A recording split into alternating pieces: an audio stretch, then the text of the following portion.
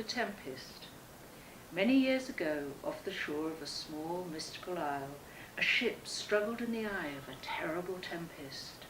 The thunder roared, the lightning cracked, and the waves raised the ship up towards the stormy clouds. There it seemed to rest for a moment, only to be dashed down into the brink by the raging sea. No ship could survive such a battering. No sailor could survive in such waters.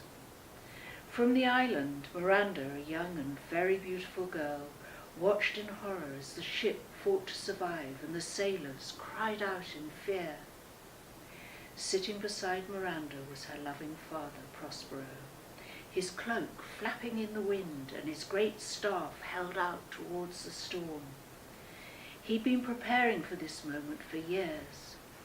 From his cell-like dwelling on the island, Prospero had been developing his magic powers from a rare book. Now his skill was so great that he could even control the elements. Miranda suspected that her father had caused the storm, but had no idea why such a gentle man should wish to harm anyone.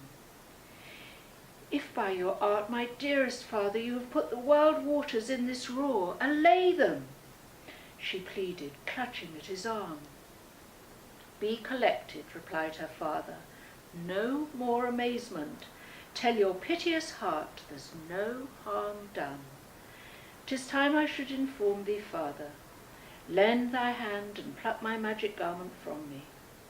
Prospero laid his cloak and great staff beside him and took his daughter's hands in his. "Canst thou remember a time before we came unto this cell?" he asked. "I do not think thou canst, for then thou wast out 3 years old."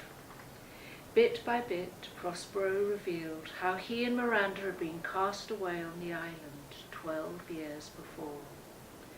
In those days, Prospero had been Duke of Milan, but he was always in his library studying his books, and he left most of his duties to his brother Antonio.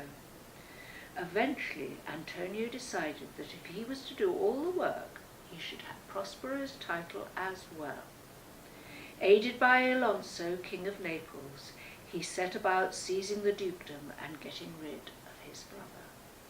Prospero was very popular with the people of Milan, so Antonio and King Alonso did not dare kill him outright. Instead, they set him and his little daughter Miranda adrift in a tiny boat. Luckily, Prospero's friend Gonzalo had secreted some clothes and other provisions on board, as well as Prospero's precious books. These sustained the Duke and his daughter until, after many long nights and days, they drifted onto their island. "Dost thou attend me?" Prospero asked Miranda as their history unfolded. "Your tale, sir, would cure deafness," she replied